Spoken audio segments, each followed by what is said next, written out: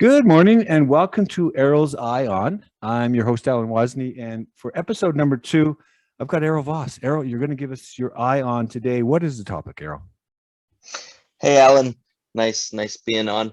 Today, our topic is remote offices and how to manage them. Right. So tell me why this is important. Tell me why this has come up, because it's the low-hanging fruit is obvious, but tell me what's important to you, Errol. Yeah, well, I think it works well with the last episode we did where we talked about how to kind of find a remote office and how to set it up and why it's important. And now it's like once you have the remote office, now how do you manage it? So I feel like this is a good conversation path for your listeners who are kind of looking to go down this route. Well, I mean, COVID was the obvious elephant in the room, or elephant in the Zoom room. Oh, yeah. How do you get an elephant into a Zoom room? I don't know. Like there's got to be a joke out there somewhere on that one. But so, I mean, it's been obvious. We're going to have to, Errol, I mean, think about it, right? How do you get an elephant into a Zoom room? So the elephant in the room is COVID and remote working. You've been working, how long have you worked remotely yourself? I've been working remotely for at least since 2016. Okay. So working with remote COVID. Teams and yeah. But it definitely changed after COVID. It became normalized, I'd say. In the global world, right? People are working remotely. They've been for a while, right? Like with international teams, multiple offices, it was a given thing. So let's go back then, because I know this is something we wanted to unpeel is a bit the differences between traditional and remote offices, that in your view. Yeah, well, other than not being in the same physical location, I'd say the biggest difference between traditional office management and a remote office is the communication. And in a traditional office, there's more of a linear, disconnected, almost methodical process of communication. Right. And that works really well in an office, but it doesn't translate over to the remote working realm, we can say. So Errol, I'm going to stop you there for a second, because this is incredible, because I like that linear analogy. Like people have this misconception, or maybe I don't know, that being in the office, you're going to be more communicative, or you're going to be, you're going to actually be more social. People close their door and you don't talk to them, right? They would just close the door. Yeah. So how do you open that proverbial? So let's talk about some of the differences. So the traditional is you got everyone's like the coffee. I miss that coffee. What is it called? The coffee machine or the water bottle chat. The water cooler. Water cooler chat. That's it. Yeah, water bottle chat. Yeah, we all got water cooler. Yeah. So so you've been working since 2016, and so you just shifted from working from home, or were you working remotely? Is it with your clients, kind of the companies you worked with? Yeah, it was actually a combination of all of that, and it was a combination of all of that. And the big difference that I experienced working in the office compared to working remote is in the office, just linear communication. Like there might be a meetings between a couple of directors and a CEO, and that they come up with a plan, and then after that they talk to an individual manager, and then that manager kind of disperses the workload to the other members of the team. It just works kind of linearly, right? And then the way to kind of get the real-time communication in the office is when you have a big meeting, but still after the meeting there's a lot of individual one-on-one conversations that go on to complete these projects, right? And then you go, that brings me back. There was a John Cleese way back. There was a series called Meetings, Bloody Meetings. I don't know if you're too young for that, Errol. But I understand. It was a funny thing. So we're in a meeting, and you got to download that for your client or somebody. Just John Cleese, he's the comedian. And it was brilliant. That was like first week of when I was first training with Ernst & Young back in the day, right? And you're right, those big meetings, and nobody knows why there's a meeting, or just having a meeting for the sake of having meetings. So I love that. So it's very linear. How do you? Let's just take the traditional office. What would you change today? We're going to talk remotely a bit, but what would you change today if you go back? People are going back to the office. How would you look at that? Errol's eye. What? Errol's eye. Yeah, Come on. what to change? What to change? Well, I think that there's a lot of software that's being used for remote office work, Yeah. but it actually will just even if you're in an office working with people, that same software is really going to improve efficiency and communication and productivity. There's a lot of these softwares. So what I would change is the traditional meetings are good, the one-on-one communications are good, but also implement a lot of the softwares that we'll get into later into this episode Yeah. that they'll also help you when you're on site as well. Okay, because I literally during COVID, there was some innovation. I listened to a podcast.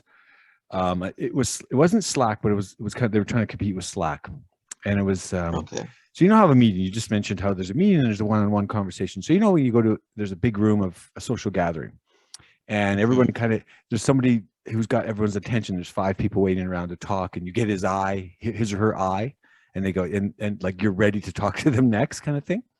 And so what they did with the software is you have a big meeting room, and then your little avatar goes over and nudges that person that says that you're ready to talk next. Oh yeah. They're trying to create that in person. I've seen this. I was part of Asian Digicon in 2021, and yeah, they had this weird conference. Is a remote conference because of COVID, but they had a conference room, and everyone had these little avatars, and it was kind of funny, but it worked the same way. And then so I think there was a Slack when I listened to before Slack got bought by, was it Microsoft? Before they got bought, the CEO was on. He's Canadian, by the way. I think he's from Vancouver. And he was on, and he was talking about, we were trying to recreate these work teams, so remote work teams, and so you have this thing that's always on with your group, your 6 or 7 person team, and then it kind of gives you a little note. Are you there? It's like this little. It gives you little notifications that hey, just by the way, I'm just it's weird, kind of scary thing. Because suddenly there's just someone speaking, right? But it would give that feeling that your team was close and they're kind of ready, and I just need 30 seconds of your time, kind of thing. Back to your point, we'll talk about software in a little bit, but I think, wow, innovation has come up where they're trying to recreate that coffee cooler. Is it a coffee cooler? Yeah. Yeah, the water cooler, the coffee, I think it's just the water cooler is the big one. Okay. So your clients, let's go back now to you and some of the work you've done. What have you suggested for clients for working remotely? You mean for someone trying to set up something remote? Well, for remote, you need a way for real-time communication. So there's going to be more communication, but there's going to be less talk. So it's kind of a contradiction, right? You need to communicate more, but you need to talk less. And because most office communication is task orientated, you need a way that you can keep everyone, both on-site and remote, updated on the progress of projects. They need to be updated with communications with customers, and then internal company communications, right? So this is the challenge for anyone setting up the remote office, right? And I love that. So more communication, but less talk. Yeah, there's more communication and less talk, and that's kind of what a lot of these tools that we'll get into, it's what they help do. Okay, so obviously COVID hit like a hammer for a lot of companies, and I probably have a few examples, because for me, the podcast I ran, the first 100 episodes were all in person, and then when COVID hit, it was actually like a minefield. It was like, whoa! I was doing 3-4 podcasts a day during COVID. People were like, now they have time to chat. Like a lot of those. Yeah. A lot of those, because I just think of the efficiencies, right? And I don't know if this has happened with your clients, but for me, I didn't have to drive. I didn't have to, park and then go into their office and then that kind of uncomfortable. What are you here for? You know what I mean? It's like, yeah, we break the ice and we go, we online, we break the ice and go into it. So I think there is less communication, not less talking, but there's more efficiencies or less inefficiencies. Yeah, it's just totally different. An online conversation through all these messaging platforms is never quite the same as a face-to-face, but right. It's not better, it's not worse, it's just different. And yes, it has its efficiencies and also has its drawbacks as well. But yeah. Well, if some people So this is like the day of the iPad. Like my kids grew up in iPads and kind of a tech world, right? Think of it, the next generation of workers, the next 4, 5, 6, whatever it is, 10 years, they're going to remotely is going to be the way to work. And the exception is going to be in the office because they're just going to grow up. The first work, they're going to come out of a university, wherever. Well, if they start a university in remote, right? And then they're going to come into the workforce expecting, I'm kind of comfortable with this remote thing. Whereas me, old guy like me, like we're used to that traditional setting, sitting in the office in the water cooler.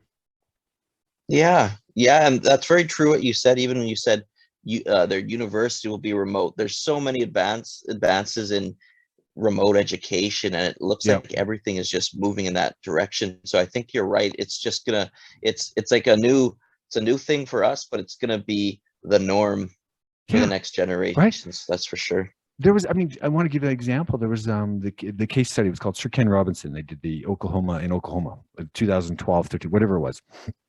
And they took kindergarten, put it inside of a nursing home or extended care facility, a managed care facility.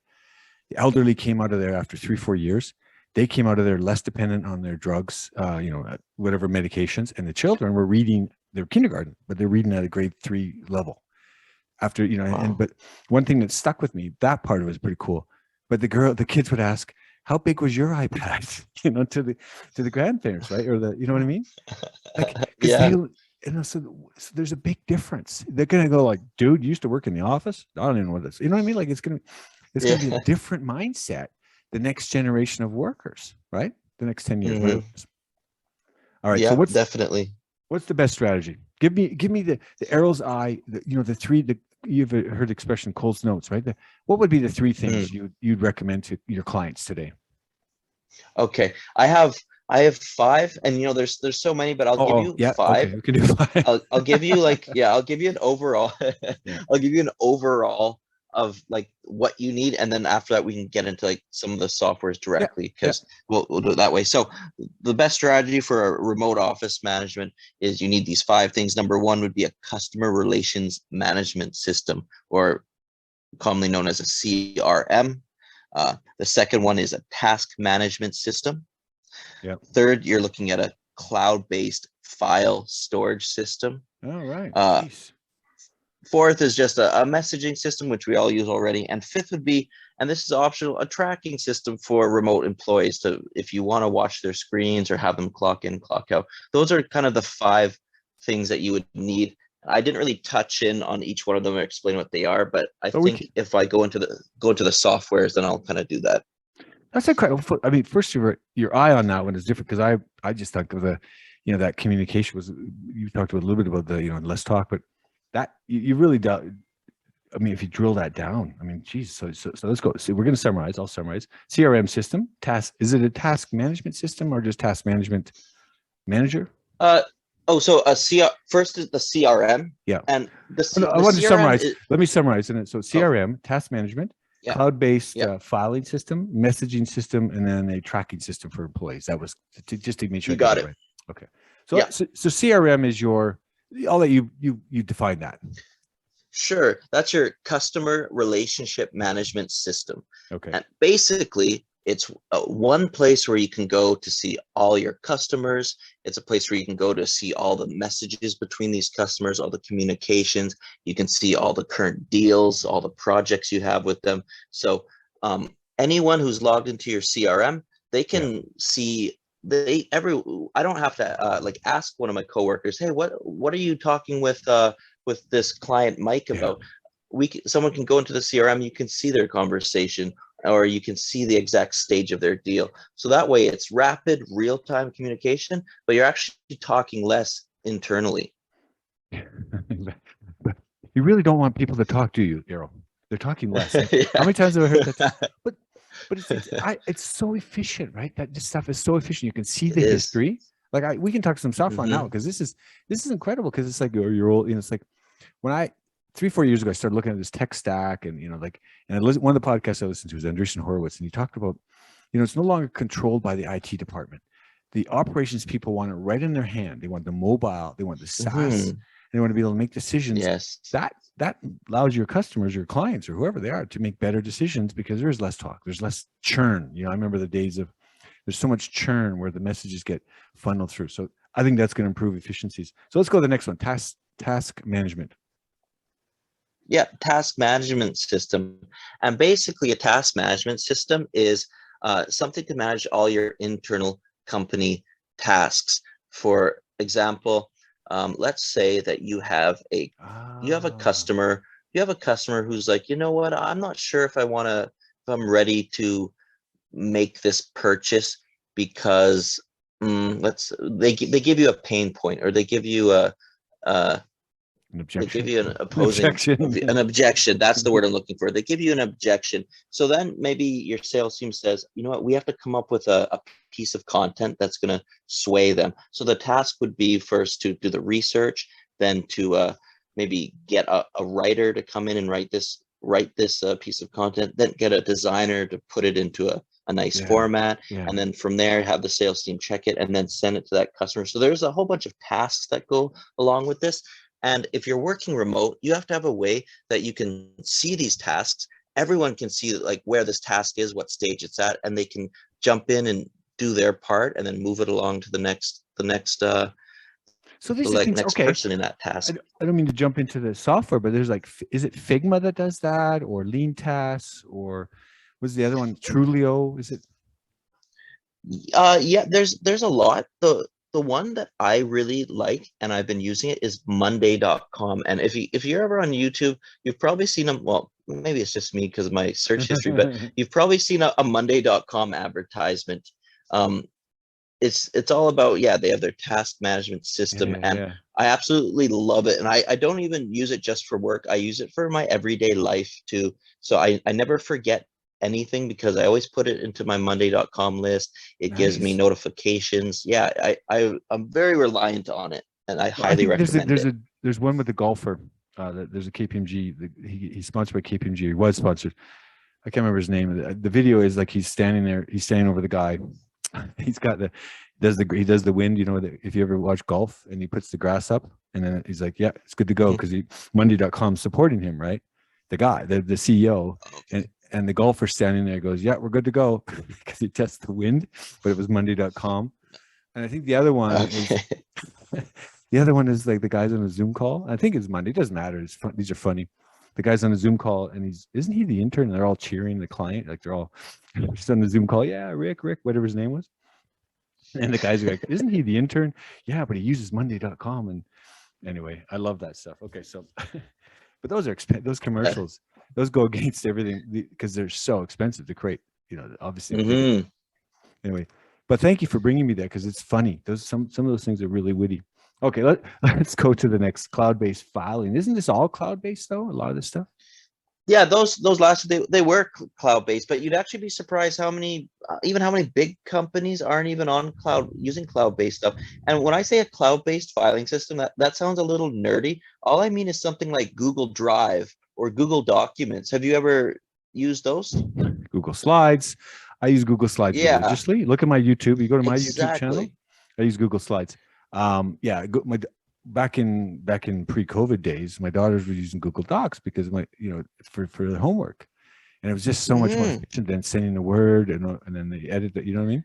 Yeah. No. Exactly. It allows real-time editing, and I don't know actually, I was talking about this the other day with a coworker. I said, I don't know the last time I've ever lost a document. I remember back in university, your computer would shut off and you'd lose your document because you had it on Microsoft Word, but you don't run into that problem with Google. But it's funny because I was talking about this last week, and then last week I lost a document because I wasn't using the cloud. So it just happened to me last week. But yes, using a cloud-based system, Google Drive and Google Office, the Office suite stuff is really good for sharing stuff across to a remote team, and for doing real-time edits, and just brilliant. I'm going to go back. Sorry, I get distracted here, but you just brought me to Lotus Notes. In 1997, the company I was working for, they used Lotus Notes for the inter-office communication. Think about now what you just said. This file sharing and things like that. We're going back to 1997, literally our Back to the Future, because that kind of system existed in the Web 1.0, right? And now Web 3, we've got this metaverse or whatever it is. Chris Dixon from Andreessen Horowitz kind of articulated that very well. He said, so went from closed to open, which was 2007, 8, 9, 10, 11, 12, whatever it was, right? Now we're getting back to closed again. These closed, Errol, I don't mean to put what's Errol's eye on that? Because I think that's going to be a future topic you and I are going to talk about, because now we have these cloud internal systems, right? So we're going back to we really are going back to 1997. Do you understand that analogy? Yeah, I do, and I do. Yeah, it's kind of moved in circles, and yeah, I think it's just the reason why everyone is starting to use this stuff once again is because there's a need for efficiency nowadays, right? And so if it's efficient, people move to it, and working remote, there's a huge need for this. So I think it's why it's emerged. And the efficiencies are there. I mean, I just read this morning, the Masters of Scale. I read the headliner was talked about entrepreneurs and the need for this efficiency. It was this. I just lost my train, but we'll go back to that. Let's go back. Your fourth point was messaging. Yeah, a messaging system. There's just something to send messages. So there's Skype, WhatsApp. There's so many, right? Skype. And who uses Skype? Yeah, I use Skype, but I'll defend it. That's what I was expecting, that reaction. There's a lot of really good ones. There's a lot of fancy ones, but I actually. Oh, come on, Errol! I had Blue Jeans. I had GoToMeeting. I used to have all these on my phone. GoToMeeting, Blue Jeans. There's several others, right? And Skype was the go-to. I have my Skype handle was from my days working in Kazakhstan, Alan Almaty, right? I didn't know. I just set up a name. Unfortunately for Skype, they were the preeminent go-to when I lived in the Middle East 10 years. We had to use the VPN. To use Skype, we had to use VPN. You and I talked about VPN a little bit offline, right? So I don't want to belabor that, but I get your point. Like there's some solutions out there for that communication. Yeah, just a phone call, a video call, a message. There's still a need for that as well. So you're going to need a messaging system. And the one thing to kind of keep in mind is, especially if you're working remote, maybe there's a new fancy one with a lot of features that works nice in the United States or Canada, but a lot of other countries aren't using that one yet. So if you're working, especially with remote teams, maybe in Asia, you need something that's gonna cross over. And a good example is WeChat here in China. Everyone uses WeChat. It's just like everyone uses it. But then, I mean, no one in the West is really using it, especially not anymore. So what might seem like a good messaging system here, if you're going to be doing remote work across overseas, and you can't really be using that, right? So that's why I mentioned Skype, because it's just a lot of people actually are still using Skype, and in a lot of different countries. So I found that if you ask people what you have, a lot of people say I have a WhatsApp and I have a Skype. Well, WhatsApp came when we were in the Middle East, and it was the same thing. What's up? I don't know. What's up? It was like that. See, again, you're a little younger than me, but there was those what's up commercials with the wasabi. Oh, yeah, I remember that. Yeah. For me, I'd be using WhatsApp. Should be using that if they have, and I'm sure they have in a commercial. But yeah, I mean, it's broad. Even Discord, right? My daughter was playing Fortnite way back when, and she's chatting with my other sister. We were living in Qatar, and our sister was in Montreal. The older sister was in Montreal, and they're like, "Is that Masha?" Like, so they were on a Discord chat playing the game. Yeah. And so Discord, you can make calls as well through Discord or voice messaging, and so yeah. So you need one of those. Thank you for bringing me back to Skype. It's my preeminent go-to. So the last one, okay. So the fifth point was a tracking system. Let's go into it. Yeah, and the tracking system is, I always say it's optional, especially when doing remote work, because you can run your remote office. You can say, okay, I want everyone to clock in. I want to be able to see your screens. I want everyone, or you can run a task-based remote operation. So it's like, I don't care when you do it or how you do it, as long as we get this task done by Friday, and or you get your part of the task done by Wednesday, so that the other team can move in and get their part done. then I'm fine. And that's what I find works the best, actually, because at the end of the day, we're not here to clock in hours. We're here to get stuff done, right? Yeah. And Yeah. so if you have a really good team and they're getting stuff done on deadline, then there's not really a need to be watching people's screens. But if you have a new employee, or I mean, you can use a tracking system, so it is optional. Yeah. Okay. Well, that's incredible. So we've already talked a bit of the tech stack, but I'm going to let you summarize what you have, because first of all, you've got so much. There's even overlay. You got cybersecurity and remote login and authentication. Oh my God, I don't know if that's an overlay. That's just my thought to me when, wow, there's a lot of stuff online here. Before we go into tech stack, is that something cybersecurity or just security of all the data? Yeah, that's a really good point you brought up, Alan, because that's the thing. When you're using all this software, I mean, I don't really know too much about security. I just know I need to have a pretty nifty password. But if that security is very important, because a lot companies are storing lots of very valuable data on these pieces of software. There's a lot of important information up there. Yep. So security is more important than ever. And I was speaking to a friend the other day, and he was explaining to me how cybersecurity is just booming right now. And there's a huge growth in that industry, and there's lots of jobs in that industry. So a lot of people are kind of looking there as well. Well, just the email fraud, or let's say you're working remotely and someone attaches into that. Errol, can you send me, Errol, and you got your email, it looks real, and they cloak it. Errol, send me a check, send me a transfer, something exactly what you just did. Oh, okay. And you know what I mean? Like, it's like people do that. I've read Twitter. There was Adam Draper he's got this Boost VC or Boost Venture Capital. I remember him posting that. He says, "Yeah, my partner sent me a request and for equipment. I thought it was a little bit excessive. He literally did it. It was very well known. But me personally in the Middle East, I got one of those weird emails as a CFO for Qatar Solar, right? And I'm like, this is really strange from the CEO. And I'm like, this is really strange because that's not how we do it, right? So I go and ask the finance. Yeah. The finance firm says, "Oh yeah, the previous CFO got caught. He actually did the transfer," and so they cloak email. I mean, that's just a real simple example, but that's real remote. Like this, a new guy, new boss. I got a new Errol just sent me a thing. I gotta say, I want to impress the boss, so they send the transfer out. Yeah, okay. I didn't want to belabor that, but I think that's an overlay, and I think it's important. Yeah, when you have dispersed definitely teams, it right? is. And the communication, somebody hacks that communication line. But I don't want to belabor that one, because I think maybe we'll bring an expert on, Errol. We'll get Errol's expert on. That's what we'll do. Errol's expert. You bring in experts. We'll talk about those topics. That'd be a good conversation. Yeah, a security expert.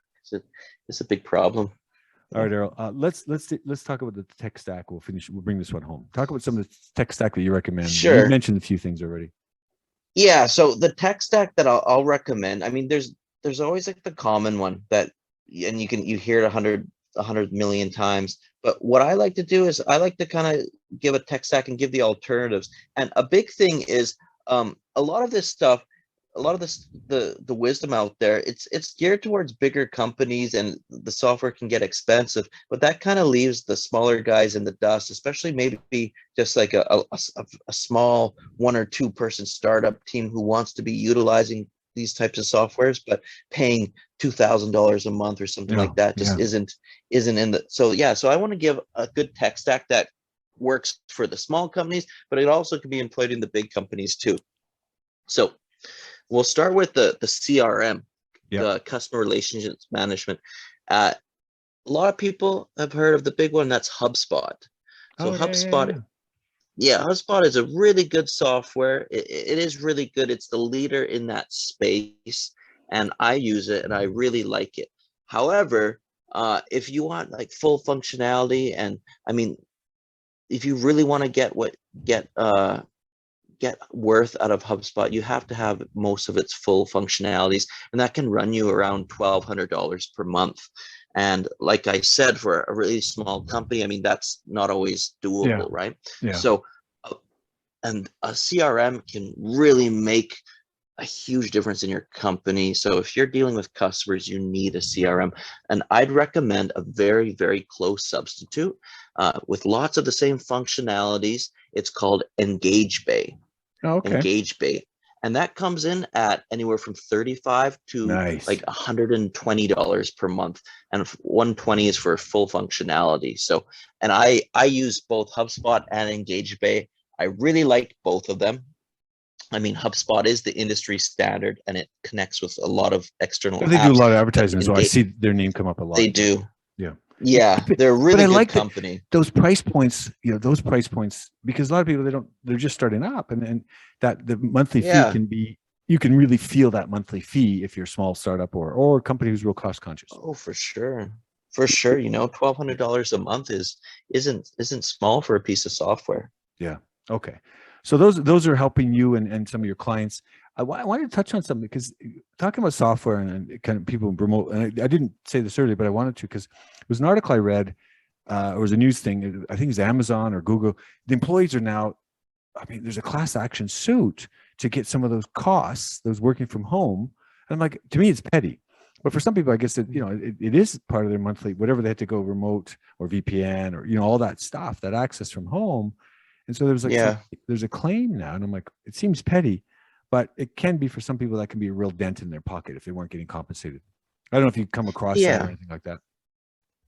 Yeah, well, I mean, when you work with some remote workers, and I've had remote workers say, "Can I have an internet allowance per month?" and stuff like that. So I do come across, but I think if you're a company doing software, you need to at least provide that software for your employees. If you're a software company, you should give that.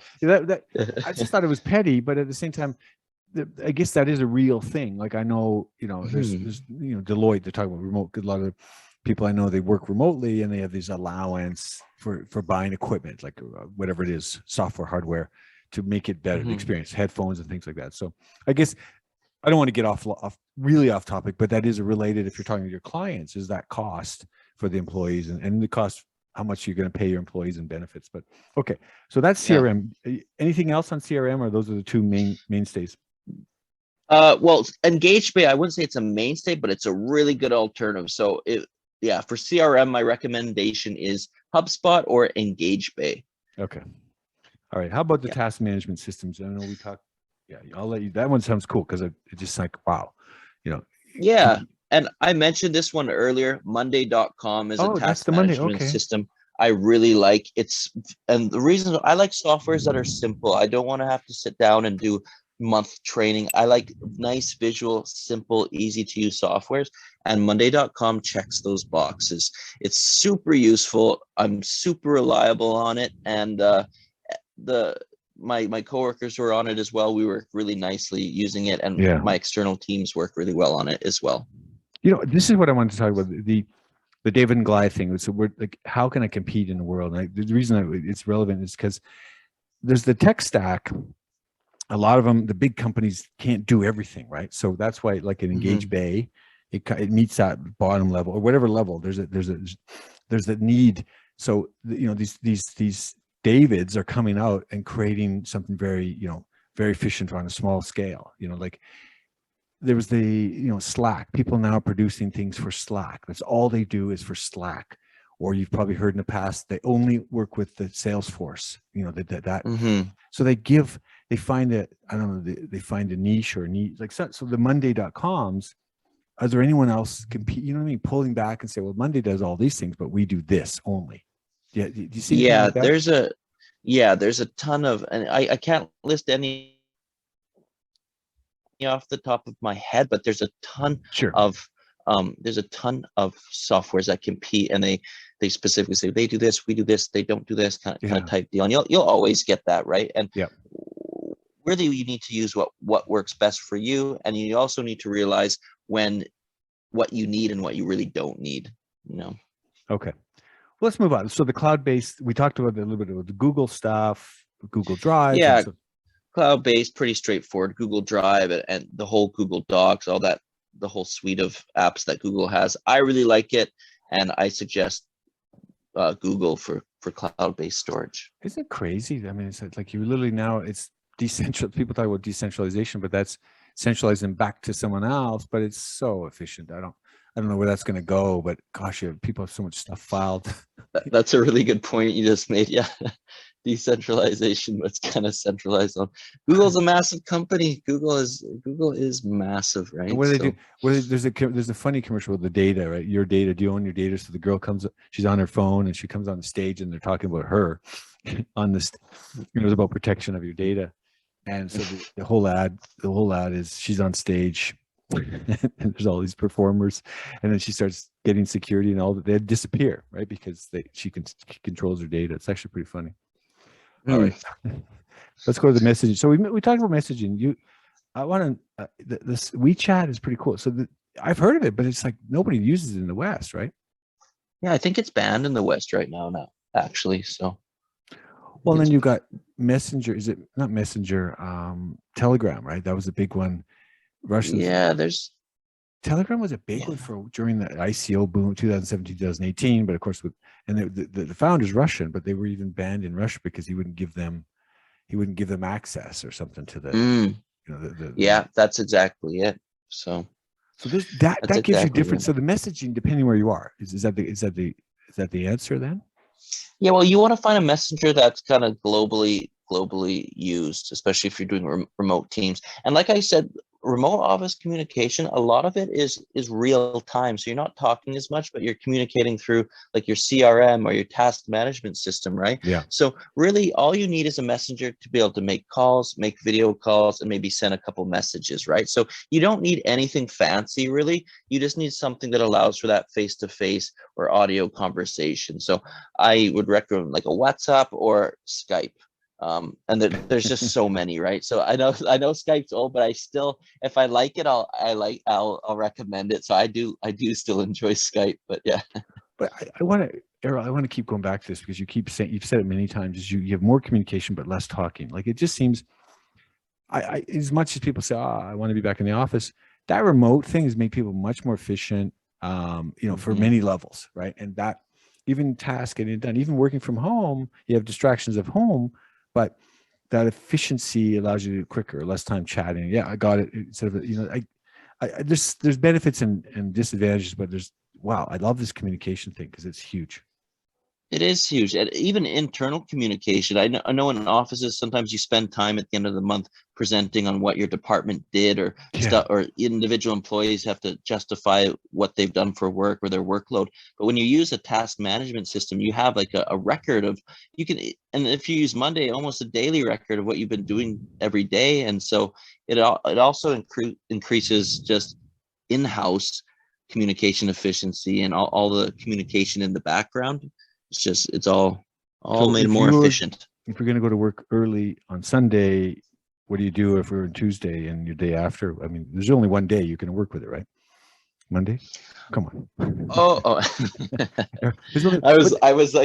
I was really trying to think of the answer to that. Yeah, but see, the software support, I did have this conversation with someone, I don't know when, like it just comes to mind, like, so what's that support called? We're too, if you're looking on, I mentioned Slack earlier, right? How the tech stack is helping Slack.